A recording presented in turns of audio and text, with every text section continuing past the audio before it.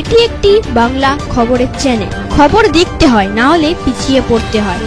সঠিক খবর দেখার জন্য আপনারা এখন দেখছেন খবর 48 ঘন্টা। গত 19শে মার্চ শুভেন্দু অধিকারী বারুইপুরে একটি সভা ছিল এসডিও অফিসের সামনে। রাজবাগ থেকে কর্মীরা একটা মিছিল করে আসার কথা ছিল, কিন্তু সেই রাস্তাতেই তৃণমূলের পক্ষ থেকে দুই জায়গা ব্যারিকেড করা হয়েছিল, একটা শিবানীপীঠের কাছে আর একটা হচ্ছে বারুইপুর পুরাতন বাজারের কাছে নেতাজি স্ট্যাচুর ওখানে। শুভেন্দু অধিকারী যখন গাড়ি যায় সেই গাড়ির ওপর হামলা চালিয়েছে বলে অভিযোগ করেছে শুভেন্দু অধিকারী।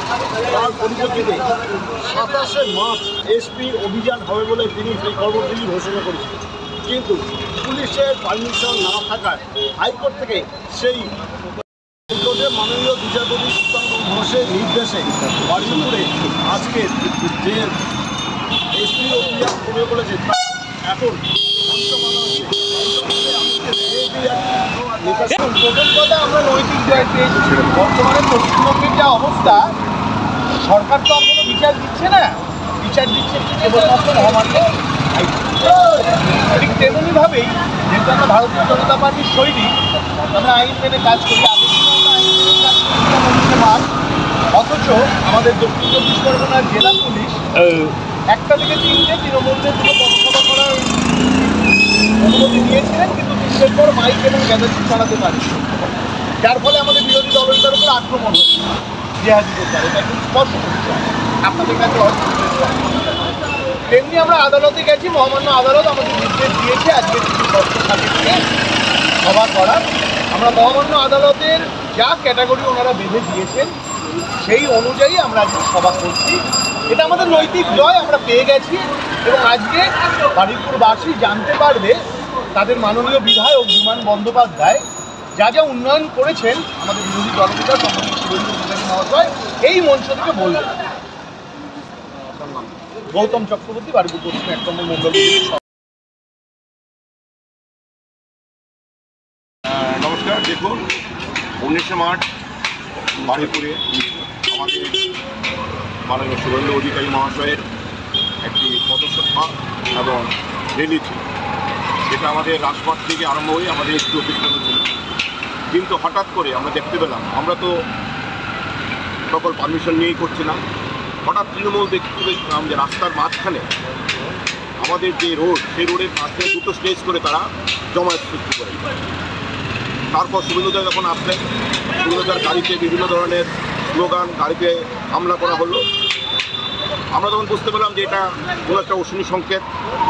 ভারতীয় জনতা পার্টি গণতন্ত্রে বিশ্বাস করে। আমরা তখন সেই প্রোগ্রামটা আমরা ক্যান্সেল করি। তার পরিপ্রেক্ষিতে আমরা হাইকোর্টে গেলাম। হাইকোর্টের থেকে পারমিশন নিয়ে আজকে আমরা মাননীয় শুভেন্দুদার আজকে এসপি অফিস ঘেরাও এবং প্রতিবাদ সভা। আমরা জানতে চাই প্রশাসনের কাছে যে আমাদেরকে পারমিশন দেওয়ার পরিপ্রেক্ষিতে কেন তৃণমূলকে একই দিনে একই জায়গায় পারমিশন দেওয়া হলো, যেটা ভারতীয় জনতা পার্টি বিশ্বাস করে না, গণতন্ত্রকে বিশ্বাস করে, যেটা হটকারিতা। এই হটকারিতার জন্য বারুইপুরে একটা বিশাল সমস্যা হতে পারত। বারুইপুরে সাধারণ মানুষের দিকে তাকিয়ে আমরা সেই প্রোগ্রামটি 19 তারিখ ক্যান্সেল করেছিলাম, কারণ আমরা দেখতে পেয়েছি বিভিন্ন ধরনের মানুষজন জমায়েত করা হয়েছিল, যেটা আমরা বারুইপুর মানুষ চিনতে পারিনি। হয়তো তারা রোহিঙ্গা হতে পারে। এই আমরা মুসলিমদের যে রমজান মাস, সেই মাসে যদি বারুইপুরে, আপনারা জানেন যে বারুইপুরে আশেপাশে প্রচুর মুসলিম সম্প্রদায় থাকে, তাদের একটা সমস্যা হতো এবং ইফতারির টাইমেই তারা এই সমস্যাটা করতে যাচ্ছিল এবং বিজেপির উপরে সেই দায়ভারটা দেওয়ার চেষ্টা করছিল। আজকে কত আমরা প্রোগ্রামটা আজকে কত কর্মী হবে আপনাদের বিএপি? আমাদের হাইকোর্টে অনুযায়ী আমাদের 1000 কর্মী থাকে। আপনার নাম? আমার নাম উত্তম কর, আমি রাজ্য কমিটির সদস্য, ভারতীয় জনতা পার্টি।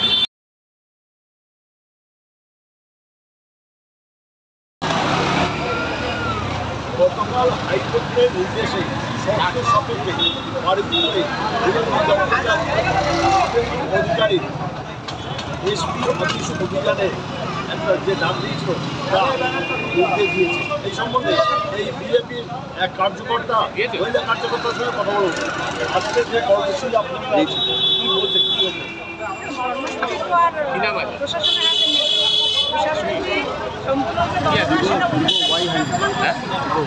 এখন মহামান্য হাইকোর্টের নির্দেশ আমরা সভা করছি। প্রশাসন,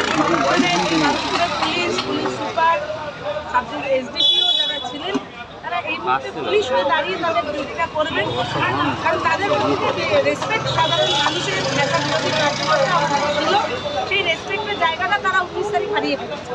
তো সেই জায়গায় দাঁড়িয়ে মহামান্যের হাইকোর্টের নির্দেশে আমরা এখানে সভা করছি এবং আমরা আশা রাখবো প্রশাসন কোনো প্রকার উস্কানিমূলক কোনো কাজ করবেন না বা অন্য কাউকে দিয়ে কোনো জেহাদি কোনো হারমারদেরকে দিয়ে এই সভাস্থানের বাইরে কোথাও আমাদের বিরোধী দলনেতাকে আক্রমণ করার চেষ্টা করবে না। এইটুকু প্রশাসনের প্রতি এখনো বিন্দুমাত্র আস্থা আমাদের আছে। আগামীতে যদি ওনারা সেই আস্থাটাকে আমাদের ভেঙে দেন, আমরা আগামী দিনে বৃহত্তরভাবে প্রশাসনের কাছে জবাব চাইব। কিন্তু আজকে বিরোধী দলনেতা এসে সুপারের কাছে জবাব চাইবেন কেন পুলিশ সুপার সেদিনকে দলদাসের পরিচয় দিয়েছেন, কেন পুলিশ সুপার সম্পূর্ণভাবে বারুইপুরকে অশান্ত একটা পরিবেশ তৈরি করেছেন, সেই জবাব তো সুপারকে দিতে হবে। বলছে আজকে যেহেতু বিজেপি কর্মসূচি আছে সেটা রাজনৈতিক দল মেলামেশা করতে পারে, তাদের আজকে এটা যেহেতু একটু ক্যান্ডেল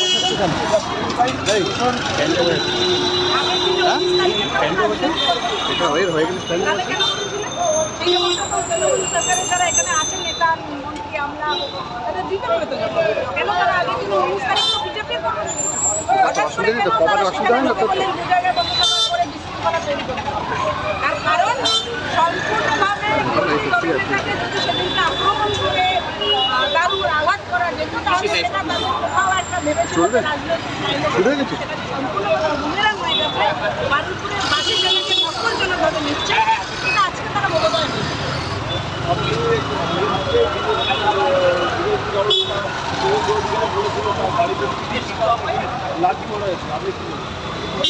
আপনারা নিজেরা দেখেছেন শিবানীপীঠের মুখে যেটা জনসভার নাম পথসভার নাম করে যেভাবে সারা রাস্তা আটকে জুড়ে দাঁড়িয়েছিল, বারুইপুরের পুরাতন বাজারে নেতাজি স্ট্যাচুর ওখানেও পথসভার নাম করে যেভাবে জুড়ে রাস্তার উপর লুঙ্গি বাহিনী তাদের লুঙ্গি বাহিনী জেহাদি লুঙ্গি বাহিনী যেভাবে রাস্তার উপর নেমে পড়েছিল, তো সেখানে পুলিশ তো তাদেরকে সরানোর কোনো ভূমিকা আমরা প্রশাসনের দেখি। তো সেই জায়গাটাকে হারিয়ে উল্টে বিরোধী দলনেতাদের দাবি এএসপি বা ডিএসপি যিনি ছিলেন তিনি বিরোধী দলনেতার গাড়ি মার্ক করিয়ে দিয়েছিলেন যাতে তার গাড়ির উপর হামলা হয়, তার মানে ইচ্ছাকৃতভাবে বিরোধী দলনেতার উপর হামলাকে মদত দিয়েছে প্রশ্রয়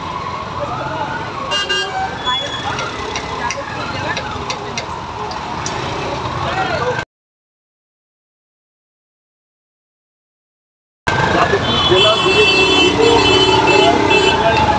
আইন দল